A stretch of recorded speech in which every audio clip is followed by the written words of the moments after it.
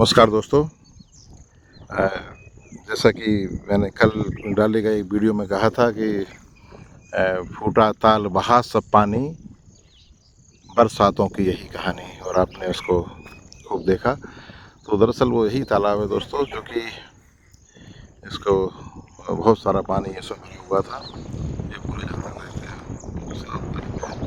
था, लेकिन ये देखिए आपके ये फूट गया है और अतिवृष्टि से, और पाइप वाइप भी इसके दूर दराज पानी में बह गई, और यहाँ से ये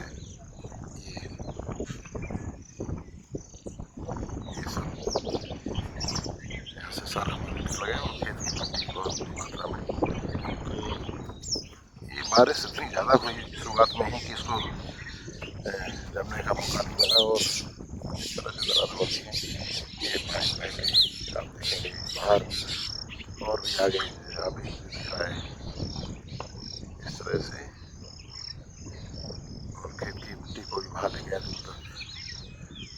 तो किसान के सामने बहुत सारी चुनौतियाँ रहती हैं, और पास ही ये लाइट का खंभा भी है, और फिलहाल एक प्राथमिक उपचार के लिए समझें, एक शुरुआती इमरजेंसी में इसको कट्टियों में, बोरियों में मिट्टी भरकर एक बोरी बंधाने का प्रयास किया जा रहा है, जिससे कि ये मिट्टी न कटे और ये बहुत ज़्यादा इसकी तालाब की जो पार है और भी कट करके दोनों तरफ से न गिर जाए।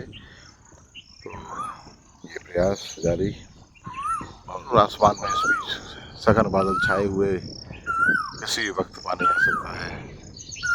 और मेरे पीछे बबूल के पेड़ पर ये संभवतः कोयल की आवाज़ और प्यारी किसी वन पक्षी की भी हो सकती है। तो ये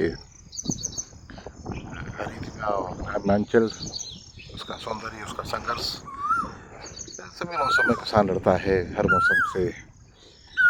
एक कवि हुए हैं हमारे ही जिले के नरेंद्र चंचल, जो कि मध्य प्रदेश दूरदर्शन के जो है असिस्टेंट डायरेक्टर भी रहे, आकाशवाणी गुना के डायरेक्टर रहे।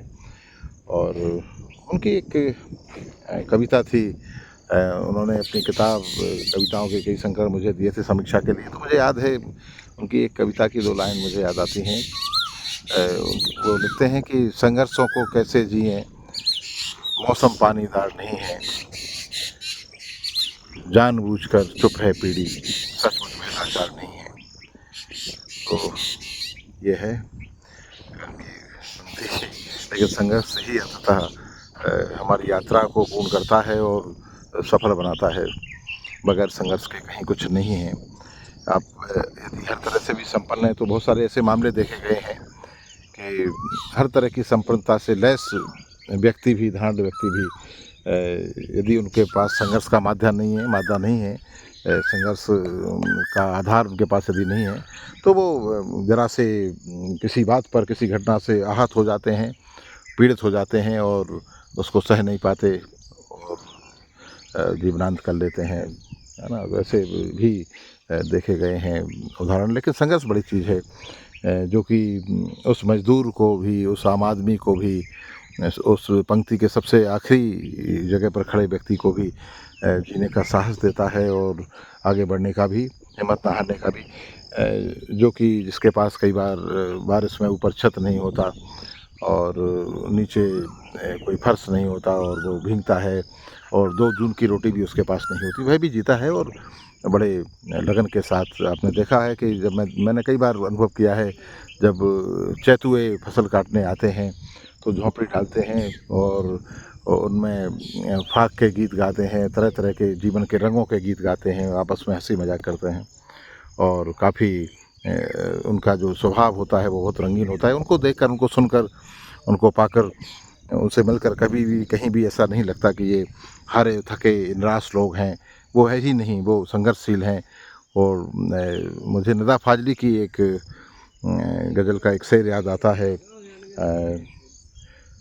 अपना गम लेके कहीं और न जाया जाए, घर की बिखरी हुई चीज़ों को सजाया जाए, घर से मस्जिद है दूर चलो यूँ कर लें, किसी रोते हुए बच्चे को हंसाया जाए। ये जीवन दर्शन है, एक एक ख़ास किस्म का जीवन दर्शन, जो आपको स्वाभिमान से आपको आपके जो आत्मबल है उससे और जीवन के रंगों से लैस करता है, आपको आबद्ध करता है, जो आपको तोड़ता नहीं है, जो आपको जोड़ता है, जो आपको आगे बढ़ाता है। हर हाल में, हर परिस्थिति में आप हारते नहीं हैं और आप लड़ते हैं, आप बढ़ते हैं और अंततः संघर्षों के बावजूद भी आप एक स्थिति पर जाकर जीतते भी हैं। तो यही जीवन है और इस बहाने, इस तालाब के बहाने, इस काम के बहाने और ये इस उदाहरण के बहाने वो बहुत सारी चीज़ें जो मैंने कही वो जीवन और दुनिया का सत्य है और ये मैंने ही नहीं निर्मित किया है। ये हमसे पहले अनंत लेखक, कवि और विचारक और महापुरुषों ने ये बात कही है, जिसका सार यही है।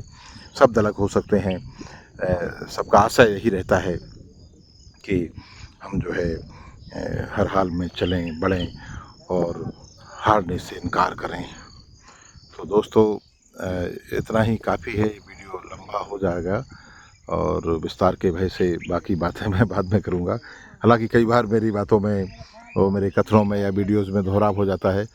वो इसलिए होता है कि एक प्रवृत्ति आपकी जो होती है वो कहीं न कहीं बार-बार आपके भीतर आती है और आपके द्वारा जो भी मैसेज समाज में जाता है वो बार-बार आपके स्वभाव के अनुकूल भी जाता है कि आप किस चीज़ को रेखांकित करना चाहते हैं और ये अच्छा भी है।